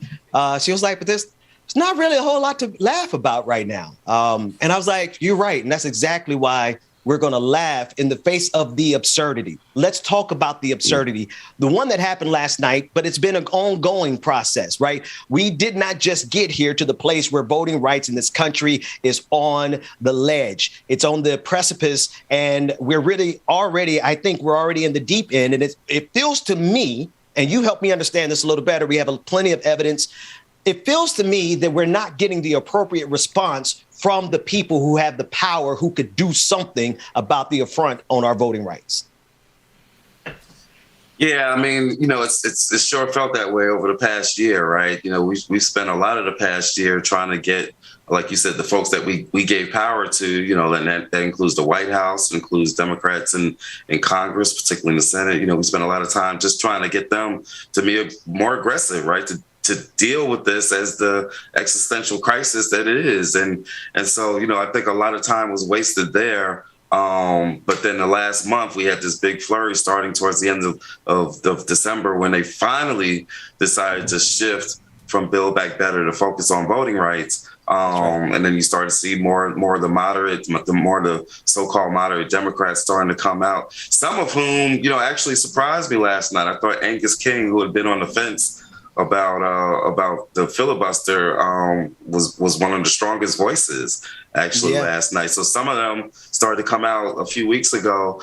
So we could have been further along, right? If they had started on this throughout the year, if the White House, if Biden had made a speech sooner, if, you know, if the Senate had done more stuff sooner. But be that as it may, you know, we got to where we got last night, which was a critical night. And I want to be clear, you know, everything that we've done, like you said, all the arrests, being in the streets, everything that we've done, while we didn't get passage, I think it is worth noting, and this isn't just a moral victory or whatever, that debate last night was significant. We had not yet even been able to have a debate on these bills, and we would not have had a debate on these bills if months ago we had decided, well, it's not going to happen, we're going to ease up, and we're just going to let them go through the process. It was activism that led, just like activism led to Biden giving a speech that he gave in Georgia, it was activism that led the Senate and Speaker Schumer, the Senate Majority Leader Schumer, to push it this far and to get these people on record. That means something. I often think about that. It reminds me of when Joe Biden gave his acceptance speech the night that he finally accepted victory. It was a Saturday. It wasn't that Thursday. It wasn't the Tuesday night of the election. At that speech, he actually said in the record of his speech that white supremacy is I believe he said, existential threat to the United States of America. Now, I do feel the angst that most people are feeling this morning because, as you said, it's not a moral victory, but it is something to have it on the record, of this country, particularly in like Joe Biden's was just a speech, but on the Senate debate, that means it's going down on the record who's on the side of justice. Help the people to understand the significance of what happened last night. Yeah, I mean, that means something to put people on the record, you know, that they actually voted against voting rights, you know, because when they block, we all know, you know, over the past few months that they've blocked even debating this voting rights legislation 3 times. Right. We all know that, you know, it makes it into the news cycle. But it gets lost, right, in the historical record. Right. Most people aren't going to 20, 30 years from now may not remember that they voted to filibuster having a debate on these bills over the past few months. but they will remember that this debate and this vote took place, and that means something. Getting Manchin and Sinema on the record means something, right? Having even that exchange, the exchange that took place between Ossoff, who I've been critical of every now and then. That's right. But that debate between Senator Ossoff and Susan Collins, right, when she tried to clap back, but she missed the mark. Yeah. She didn't know what she was talking about, right? That's right. And so Ossoff called her out. And in fact, what I would even like to see is, since she was so adamant talking about, I supported the 5-page extension of the Voting Rights Act. They might want to, there's some talk about them breaking these pieces down. They might want to bring that back up. Okay, let's do another 5-pager where we not just extend but we restore. You could do that in 5 pages. In fact, truth be told, the version that they had filibustered of the John Lewis Voting Rights Advancement Act probably wasn't much more than that, right? But since you now are on the record saying that's what you supported, then let's game on, let's do it, right? And so having that debate and getting them on record, means something. Yeah. Brother Mac, I want to get you in there. Before we do, real quick, DJ Exclusive, thank you for reminding me. Our sister, Rebecca Azor, is actually currently on the Hill Rising, and she's over there representing for the morning show, and she'll be joining us momentarily. I know she wanted to get in on some of this conversation about voting rights, but Brother Mac, let me yield the floor to you. And Brother Albright, on behalf of a grateful people, thank you so much. And I know that Sister Latasha Brown, her and I roll deep. And so I just want to thank you all for what you're doing. But many times when I talk to members in our community, they find this whole thing so complex and convoluted. So I just want you to, and I certainly don't mean to be insulting to anybody, but let's just try to be as elementary as we can to let folks understand simplistically what's going on. So can you tell us what is the current makeup of the Senate, both Republican and Democrat? How many votes did we need in order to pass this Voting Rights Act? And then how does the filibuster play into all of this, and how Manchin and Sinema are such a roadblock to it? So those very basic fundamental questions, if you could just lay that out for us so that all of us can have just a very simple understanding of how important what happened last night was. Right. No problem. So, the makeup of the Senate, the first part of your question, the makeup of the Senate is this, that there's 50 Democrats, and some of these terms don't really, because you got some Democrats that ain't really, they not standing for the things that we would think that they Democrats in name only. Democrats in name only, right? And truth be told, it's really only 48, because two of those 50 aren't even technically Democrats. You got a couple of independents, but that's a whole nother story. But you got 50 Democrats, and then you've got 50 Republicans, right? So what does that mean in a majority rule system? Well, it generally means, and most of us think what that means is that if they vote on something and if there's a tie, then what's the tiebreaker? The tiebreaker is that the Vice President of the United States, whose sister Vice President Kamala Harris, would cast the deciding vote, right? And certainly there have been a couple of things, a couple of pieces of legislation where that has already happened. But the problem is to get to that 50, and this is the part that a lot of us don't understand, and people in other countries don't understand it. To make something happen in the Senate, you've often got to get 60 votes because of this thing that they call the filibuster. And so that's the problem. To even have a debate on certain things, you don't just have simple majority rule, right? You got to get 60 votes. And in this current makeup, there are not 10 Republicans that will vote for anything, pretty much, especially not voting rights, right? You couldn't find 10 Republicans to even vote on whether or not they would have a investigation into what happened on January 6th, right? That's so right. If you can't find 10 people to investigate an attack on their workspace, That's right. then you're not going to get 10 of them to look into or support voting rights. So that's the makeup that we're at, where we've got 50, but 50 is not enough because you got to get 60 in order to get past this procedural obstacle and this thing called the filibuster, which historically, and a couple of people pointed this out last night during the debate, historically, it has been used more to block civil rights legislation than it has been used on any other single issue. And that history goes back to the 1800s, right? Into the Civil Rights Acts of the 1870s. It might as well, the filibuster might as well have a big Negroes only sign above it, just like the water fountains, because that's the way it has historically been used. Has it been used on other stuff? Yeah, but never on any other single issue as much as it's used on civil rights legislation. And so, my brother, and thank you so much. But again, as you stated, around the world, people are confused about the 60. So are we saying that in order for the Voting Rights Act to come up for vote on the floor, and thus you can get a 50-50 vote, and then the vice president casts the majority vote, are you saying that for it to even come up on the floor, you got to have 60 people to say, yes, let's bring it up for debate, or let's bring it up for a vote? Is it that simple? That's the part.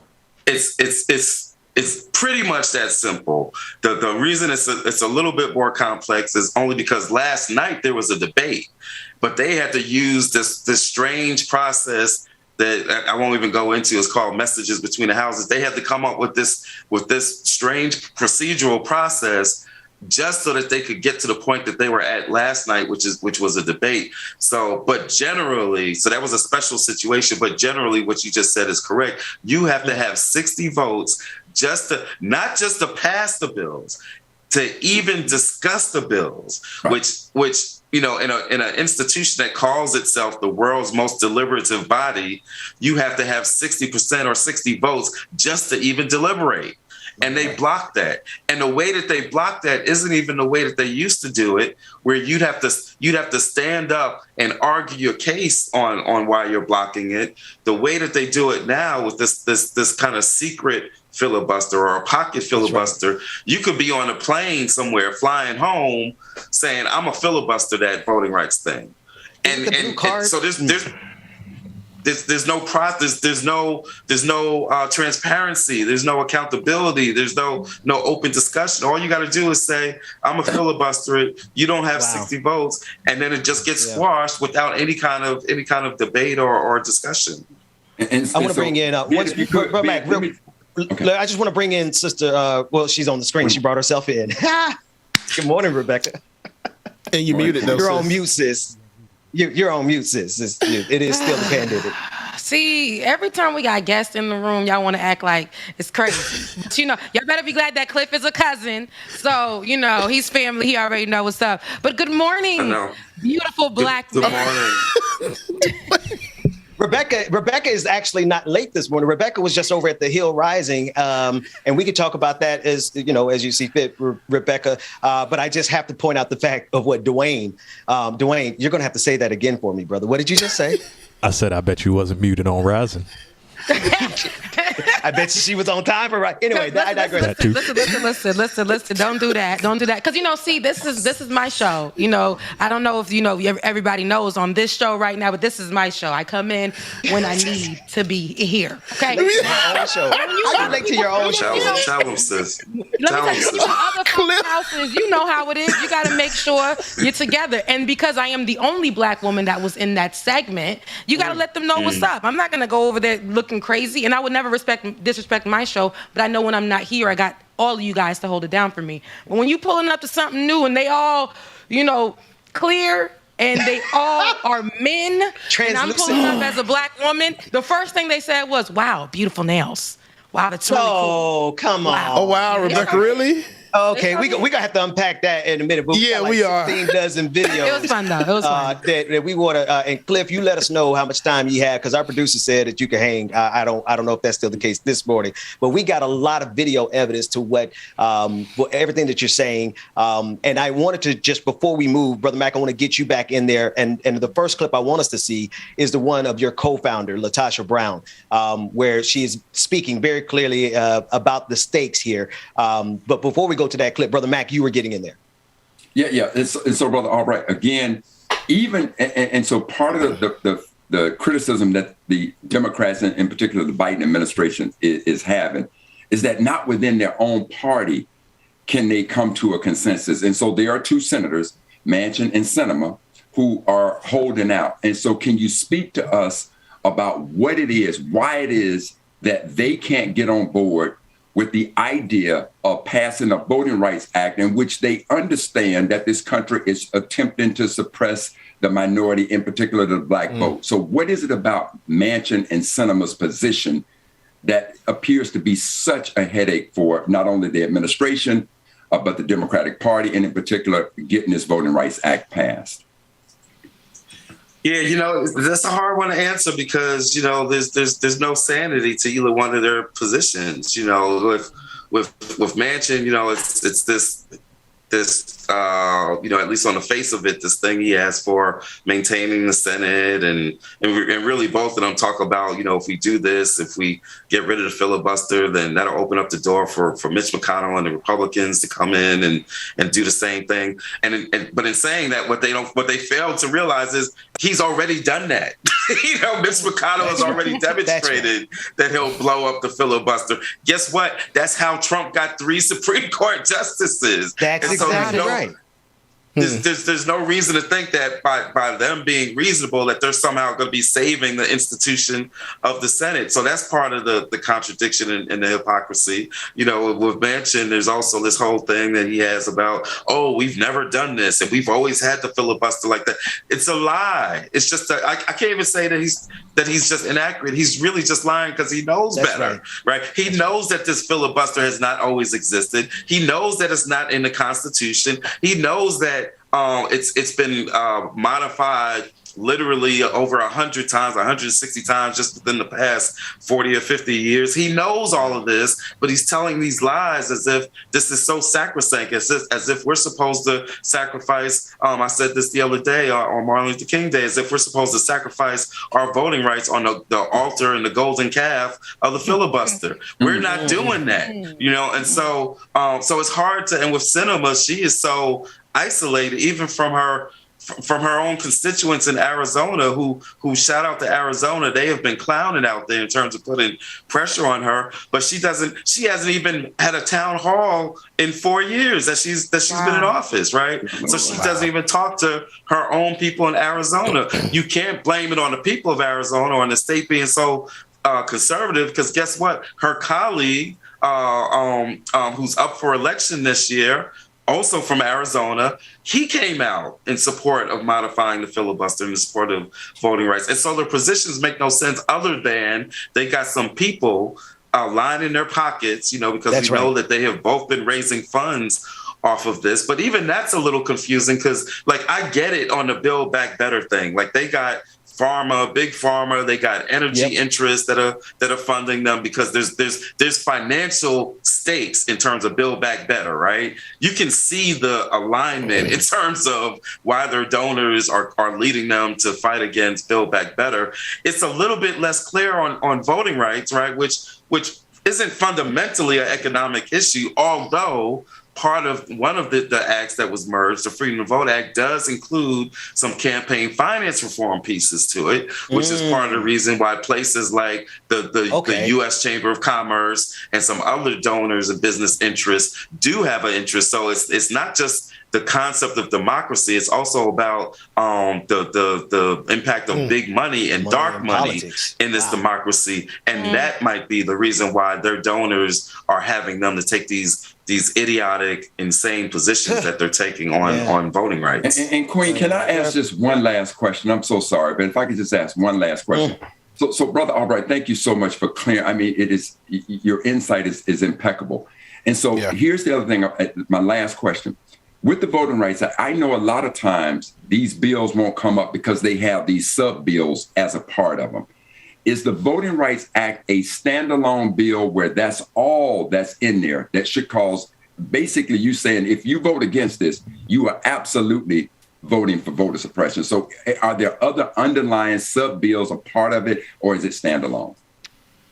No, this is standalone. This is just voting rights. Now, it includes, because you got the voter access parts of voting rights, making Election Day a national holiday, having guaranteed number of early vote days, all that stuff. You've got that dark money, campaign finance, which they try to argue makes this be like a dirty bill, kind of like what you're saying, right? But all of that is a part of voting rights. Gerrymandering isn't a Freedom to Vote Act, but that's a part of voting rights. If we're not clear about that, just look at places like in fact in Florida, where like unheard of, Governor DeSantis just tried to introduce his own maps.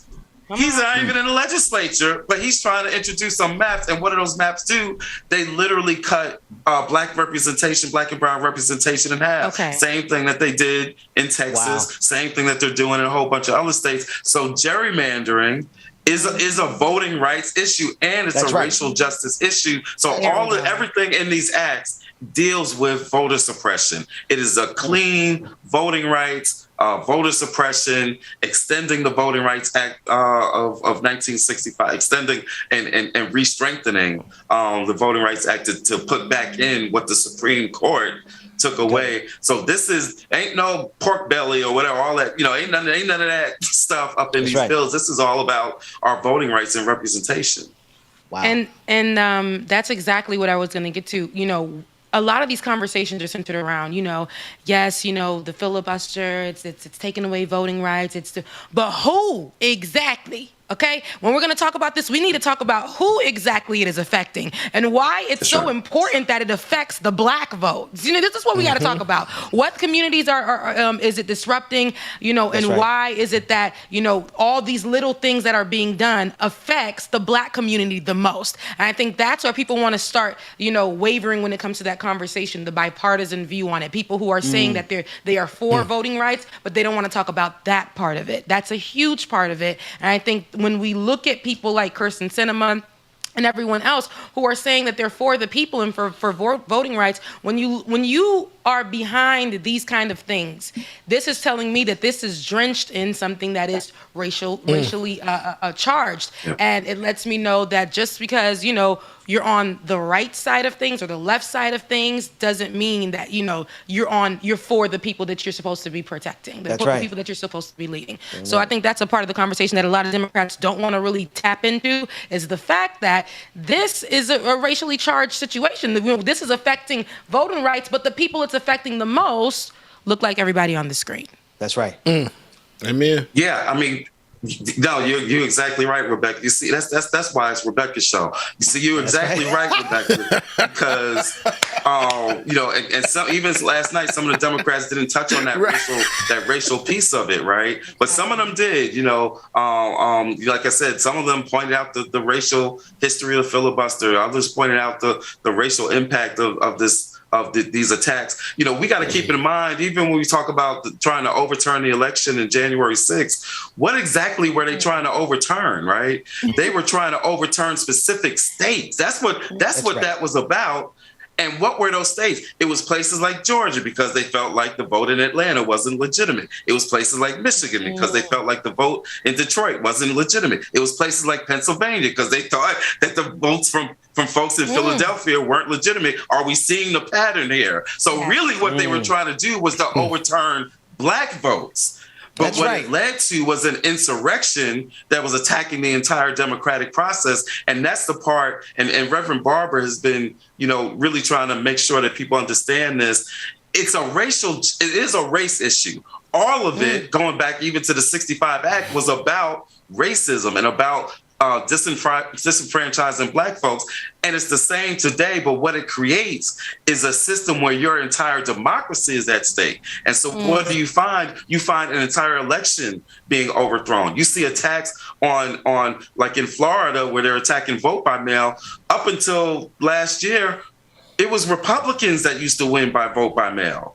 And so, but then we came out in big numbers. And so now they're trying to get rid of a mechanism that everybody benefits from. I use Mississippi as an example. Mississippi, a lot of people don't know this, just last year or year before last year, voted by popular vote for medical marijuana in Mississippi, right? I did not know that. Bible Belt. But the Republicans...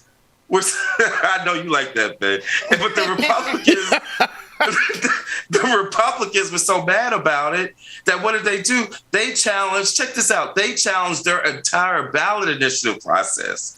So that, and then the court threw away the entire process.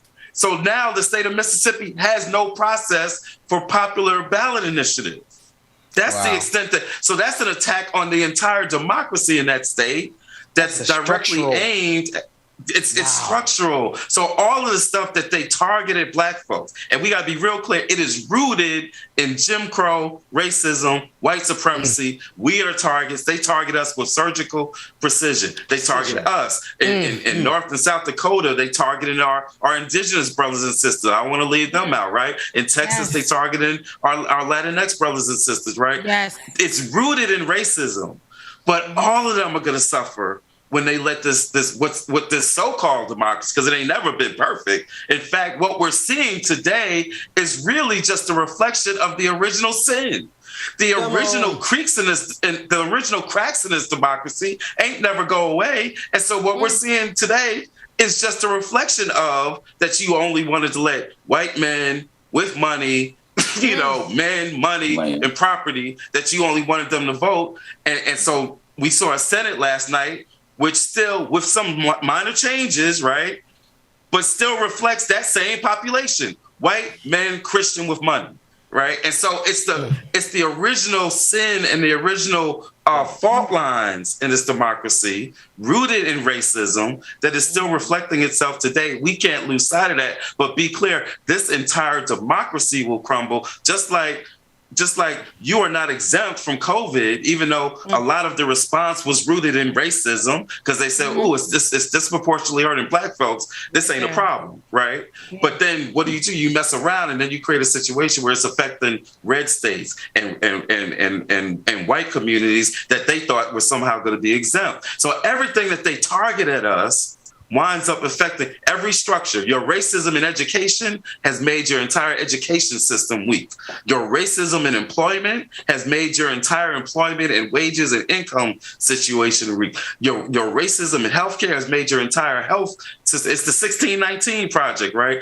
Everything that you targeted us is going to impact this entire system. And that's what we're seeing with the so-called democracy. It's rooted in racism and white supremacy.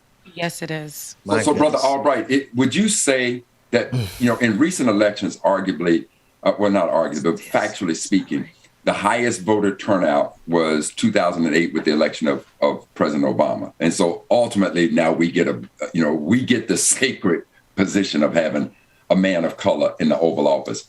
Do you think that was, and I know that historically it's been going on, but do you think that the efforts around voter suppression really ramped up when they saw that one incident? And again, I think likewise in the last election when Georgia flipped, if you could comment to both of those.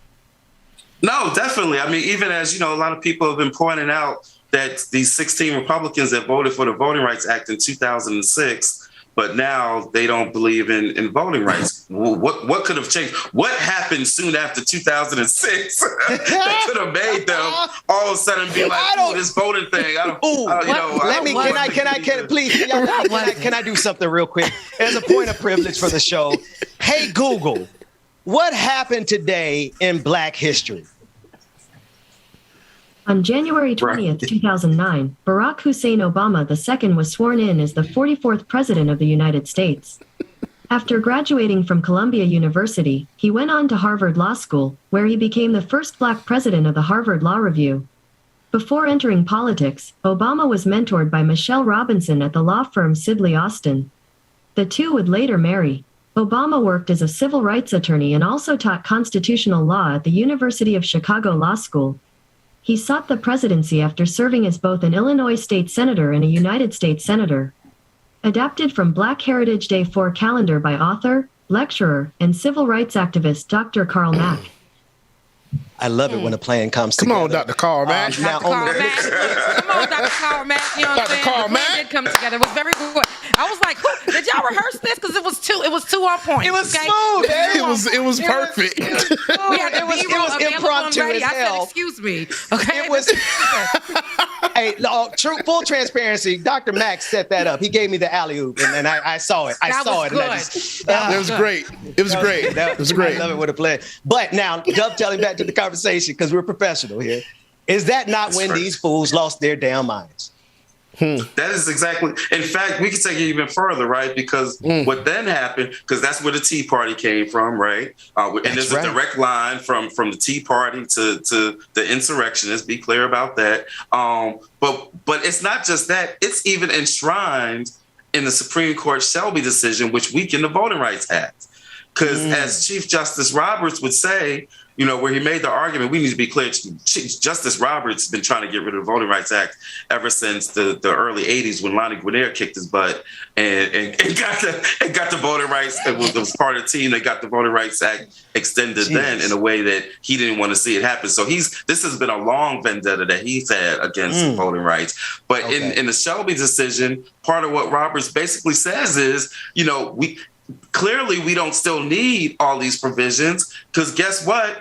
You know, we got a black president, right? That was 2013. And so in more ways than one, the election of Barack Obama, President Obama, like you said, made them lose their minds, made them no longer want to support voting rights to whatever extent they ever supported voting rights, became part of the Supreme Court's decision, which then in turn is part of what has opened up the floodgates to, you know, voter ID and everything else that we've seen over the past 8 years. And then they made it worse last year with the Brownovich Supreme Court decision, which further weakened the Voting Rights Act. So all of this has its roots. You was an informed behind. I feel like the scene from Harlem Nights, man. Like, Quick, you was a smooth. You got these facts. Like you, and it's important though. Here's why it's important, because if we don't understand the precise machinations of the games they're playing up there, we don't stand a chance in fighting back against it. That's right. No, that's exactly right. Yeah. Yeah, I think you know, as Ben said, I mean, you're very informed, but specifically when it comes to voting rights, this is the thing. There are a lot of people who look like us who don't understand their rights when it comes to voting. They don't know what it looks like when their rights are being taken from them. So, you know, having you, you know, break it down to us, it's simple things like, you know, address changes or where your address is located. You know, they'll try to step in and say that your vote isn't going to count because this is where you're located or whatever the case may be. So this is why it's very important for us to be educated or know what our local officials, you know, state officials are doing when it comes to voting rights. Because you may not know that they are low-key planning and doing things to make sure that when it comes time to vote, your vote will not count. They're going to make sure that they put things in place to make sure that your vote doesn't count. So thank you so much, Cliff. Albright. Thank you so much for educating us on this. And it's not only that it's not only, if I might add, that you know, former President Barack Obama, him just being elected president, okay? It wasn't only that. It was when he wore that tan suit. Them people lost all of the little hairs they had. Everything. And they ain't know how to respond. Why would we? They were literally using that and saying the fact that he is so disrespectful enough to wear a tan suit lets us know that our voting rights don't matter. They were using this as rhetoric. Juxtapose that to the moron that just left office. I'm sorry. Go ahead, Brother Cliff. and Queen, you hit on a point that I also, Brother Albright, if you could please, just in its very simplistic explanation, describe to us, because Queen, you said they do these things. So, Brother Albright, just tell us some of the things that they're looking at doing. Yes, sir. Yes. Whatever those simple things are, that these tricks that we should be on the lookout for. That's tricks. Good. Yeah. Oh God, how much time do we have left of this show? So 11 minutes. Take it. Run it. So Rebecca mentioned a couple of them, right? It's things like closing polling places, moving polling places, photo ID restrictions, both for use in person as well as use of ID for vote by mail, sometimes even combining ID with these other requirements of you got to have a notary, you got to have 2 signatures, like all of these things that they know people don't readily have available. It's the voter purges. That's a huge thing, right? That how all these states, under the guise of saying, oh, we're just maintaining the list and making sure that the list is accurate, but they wind up purging folks who should not be purged. And guess what? It's always disproportionately Black folks, right? It's things even like I was talking about our indigenous brothers and sisters. You know, it's the address requirements where for folks that live in indigenous communities where they know that they don't have the traditional mailing systems, and so that's something that they use to get rid of their communities, right? Wow. It's you know, we talked about it's drop boxes, right? We're in a lawsuit against Florida right now where they are saying that, well, we're going to have drop boxes, but guess what? We're going to change it from the way that we did it last year, which even the crazy man DeSantis said was the gold standards. We didn't have any problems with our election, but then they come out with their voter suppression bill where part of what they're doing is saying that we're going to have drop boxes being monitored, right, by workers, by employees. Well, what does that mean? Does that mean sheriff deputies? Does that mean, you know, these elected officials that a lot of times, sometimes are viewed as hostile folks are? Sometimes part of the reason our folks use drop boxes is because we don't want to have to walk into the courthouse or wherever and cast that vote because we know that people are watching. But now you're going to have even the drop boxes being monitored. And oh, by the way, you can only use them during certain hours, which defeats the purpose of having a drop box, right? If I could get there from 9 to 5, then I probably wouldn't even need the drop box. That's right. And so, but you got these. You got these restrictions on drop. In fact, in Georgia, which already passed its voter suppression bill last year, now they're introducing a new bill. That's how long we've been in this fight. We're going through a second wave of voter suppression in these states. And part of what they're doing after they restricted drop boxes last year, restricted the number and the locations and the hours. This year, they said, you know what, that wasn't enough. Let's just get rid of the drop boxes altogether. That's what they're trying to do here in Georgia. It's provisions that include things like, you know, there's a lot that's made out of the line warming, you know, not being able to give out food and water, which is ridiculous. Like, so you're going to impose a system which creates 5-hour, 6-hour, 7-hour lines in our communities, not everywhere, but in our communities. And then when we try to support people to make it easier for them to stay online, you're going to criminalize giving out food and water. That's a feature that is in many of these bills. And then one of the biggest features that's in these bills is the whole thing, you know, that's related to election subversion. All of these things that are related to the local boards of elections in Georgia, that they took power away from the Secretary of State, gave it to the Republican legislature so that they can take over a local board of election, which they are now trying to do in Fulton County. You don't have to take over every county board. If you just take over Fulton County, guess what?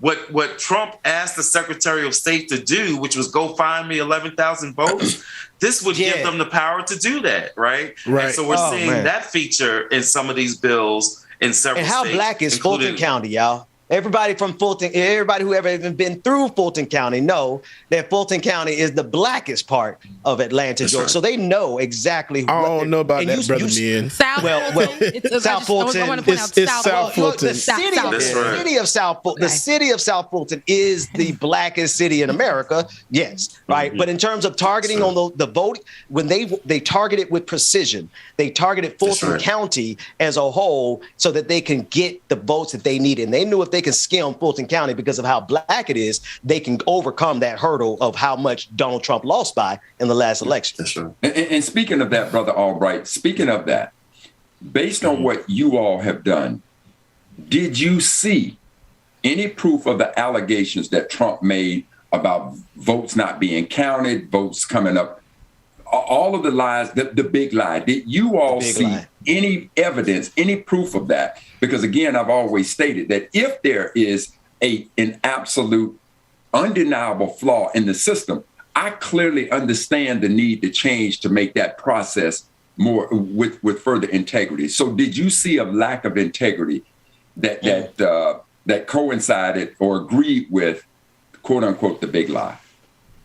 Let me tell you this. The only evidence I've seen of the fraud that they were talking about with the big lie is the evidence that we have repeatedly. The only folks that have been found doing any kind of fraud have been Trump voters. In fact, fool, the lieutenant governor in Texas, as far as the issue of a bounty, the offer of reward, if they could go out and find all this rampant voter fraud in Pennsylvania, and the only thing they found in Pennsylvania was two Trump voters that tried to vote multiple times.